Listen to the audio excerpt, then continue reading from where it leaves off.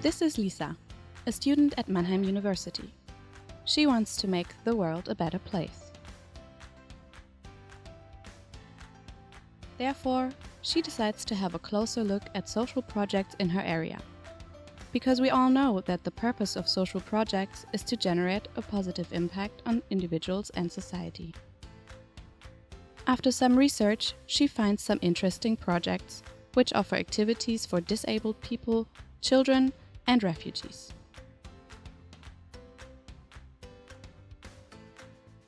We support the integration of refugees, and we want to bridge the gap between them and locals all over the world. Well, actually, we run the first educational rep school here in Germany. Just help the people with disabilities to become an integrated part of our society. It's a project which integrate the arts into the school life and the school program. Cook Your Future is a training seminar for refugees who would like to work in the gastronomy. The project was founded by Sergei Buragin, and his idea was to show students and pupils how technology works. Lisa loves how much these projects want to help people and make a change. But how do we actually know what the exact impact is that these projects have on society and individuals? In a world where data and metrics are getting more and more important, it's a valid question if social projects can actually put numbers to their success and to the impact they make. This idea is reflected in the concept of social impact measurement. Have our social projects ever heard of this concept? Yes, I have. We had workshops about social impact, and we had to start like a crowdfunding campaign. Our project is something where we have social impact measurement, but we don't name it like that. Fineo is a non-profit organization which supports social progress by matching companies that have philanthropic plans with social projects so they can work together. In order to identify non-profit organizations that have especially strong potential to make a positive change, Fineo measures their social impact. Fineo defines this concept as follows. Social impact analysis in a narrow sense means the collection of data relating to the project's outcomes and impacts. They also state that only those who are intimately familiar with the results of their work, including both its strengths and weaknesses, can use this knowledge to grow further and come systematically closer to reaching their goals. So once again, the idea is that what you do as a social project has an impact on the individual and society. And it is this impact that you want to measure. Now, measuring your impact is based on a very good knowledge of what your goals are as a non-profit organization. Our goal is also to show the refugees that they and their culture have a place in our society, and to show our society the gain that comes with this diversity, what we can gain if we open up to these new possibilities. And we use the universal language of food, which has been a connecting medium since biblical times.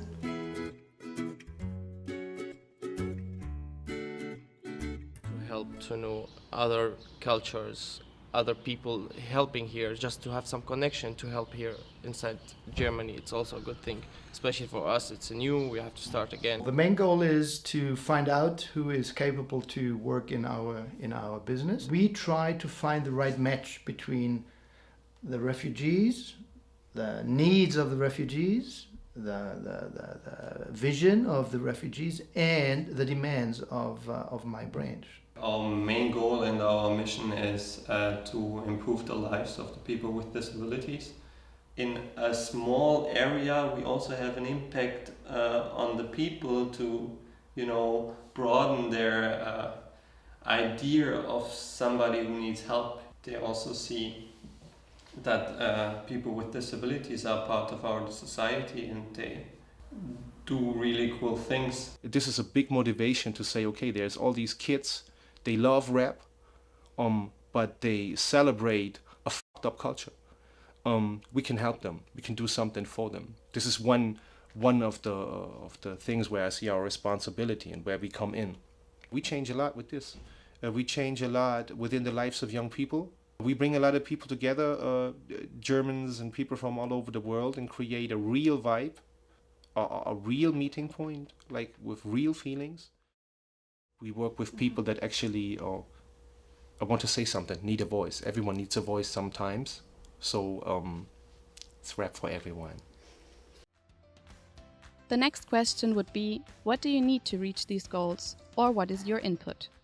So we don't need a lot of money, as we said. The most important resources that we need is the human capital. So we need, apart from the finances, that are a big factor, of course, a location.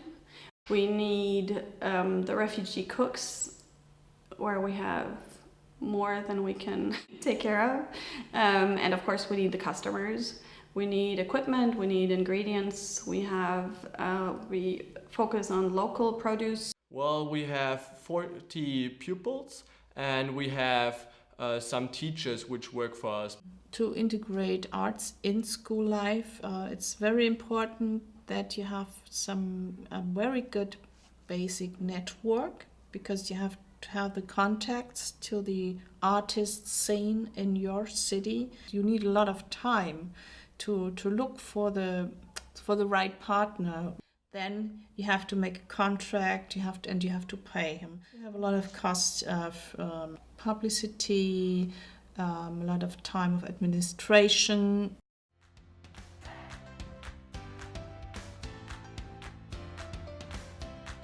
And what are the challenges? Well, there is bureaucracy. This is endangering our project. German bureaucracy, German laws. To get some sponsoring, that's very, very hard. So it lasts a long time to apply. If you just reflect the role of a volunteer, we need the volunteer. We don't want the employee. Because the volunteer has a special motivation. This has to come from your heart, and if it doesn't come from your heart, you can't provide a good service. It's not like going to the supermarket and selling something. You know, you have to have the empathy, and you have to have, certain values in order to, provide a good service.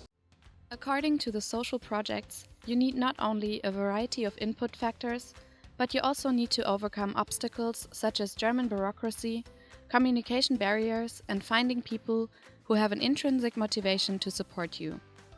From an economic perspective, can social projects measure whether their impact is high enough to outweigh these input costs? In other words, how do they know whether their efforts lead to reaching their goals? I think what I put in is worth it. Definitely it is. What I get back from the kids or what I get back from customers telling me, man, it really changed something. That is super.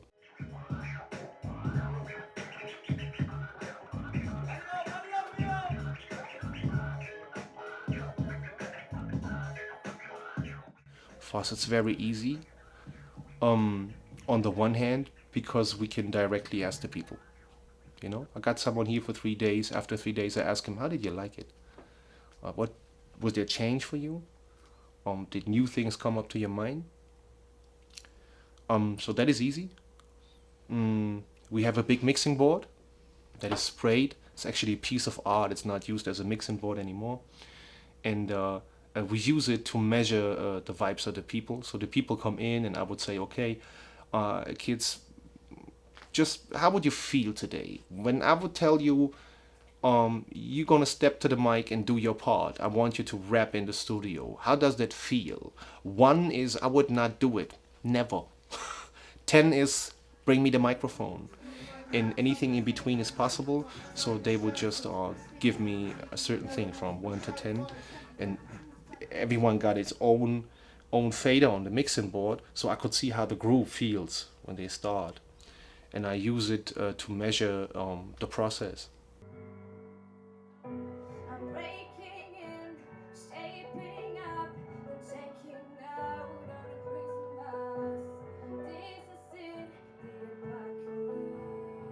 the daily process? Like, how do you feel about being able to do this thing, about this challenge when you come here? And how do you feel about it 4 hours later when you're leaving? And then how did you feel on the first day when you touched the place? And how did it feel last day?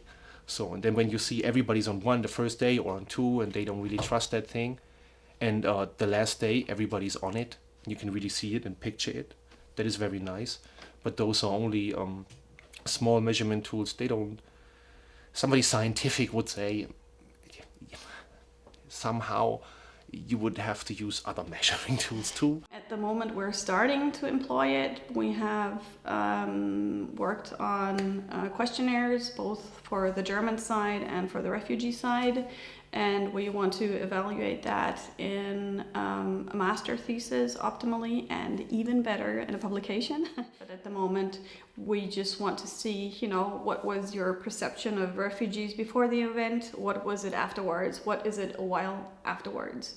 And also to differentiate, you know, what impact can a catering have in comparison to a kitchen party, which is of course more intense, but still can, you know, simply tasting this new food, can this already open up people? Apart from that, we also have, I think, 6 refugees that we helped into the German job market, or that have a job now or are in an apprenticeship. And when we had a very right-wing person who, you know, came and he said, wow, you know, these are just people. And I said, yeah, you know, they are. And this is what you create when you know, I mean, if you help them open up to this and you see that they connect as humans, that's a huge impact. You can see it pretty easy, because when you walk through the Neustadter city, you can see that many people know us now. Because a few years ago, it was, what is the Schüler AG Jugendforsch? No one knew about it. And now we have the people who come to us and tell us they want to support us. They want their children to work with us because they are so fascinated of what we are doing. So that's like a measuring system as well, because you can see that the people are interested in us and they get the information about us and they know that we are here in Neustadt, which they didn't do before.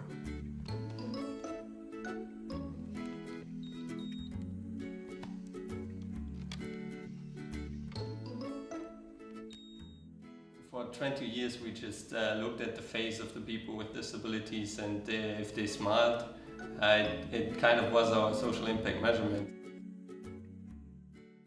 So apparently the prevalent idea among social projects is that there are 2 criteria by which social impact could be measured: quantitative feedback and qualitative feedback.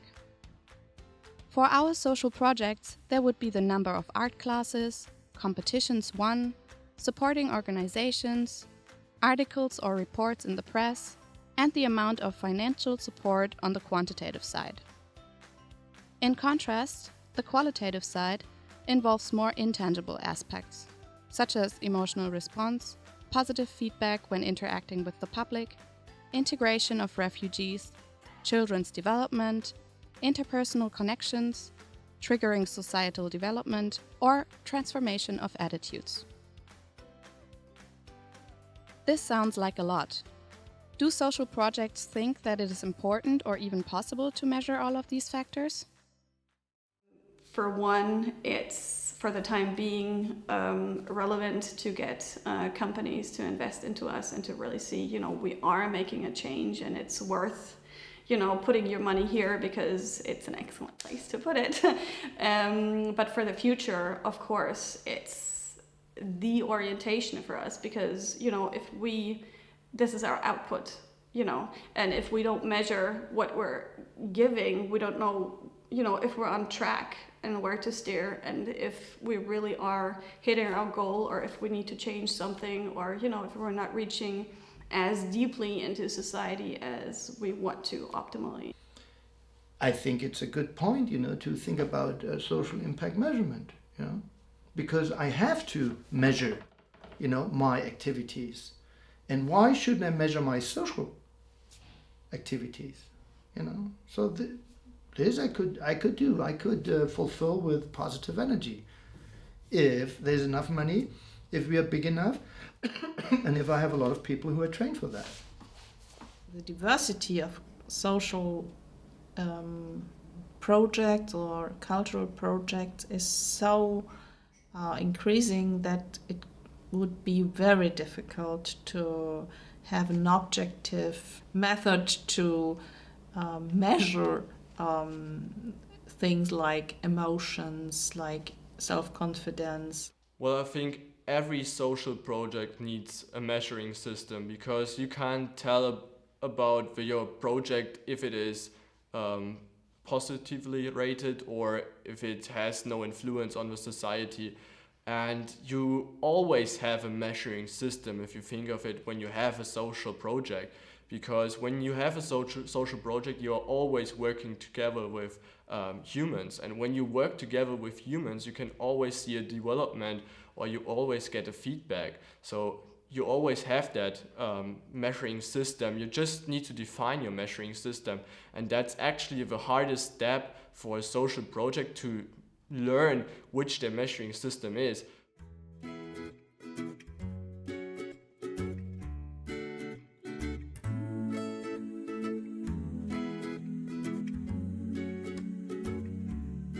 I think social impact measurement in the future is going to be a big thing, because I think there will be a time in the future that actually the law requires organizations that have the charitable status and the tax exempt status, that they are actually required to report on their social impact in order to obtain this status. I think there are a lot of organizations out there that,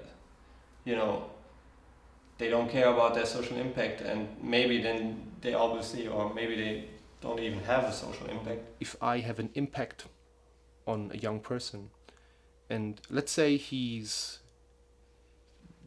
got a freaky mind because things happen to him, and we are being able to calm him down so he does not break into this shop in 5 years. How would I know if he doesn't break into the shop?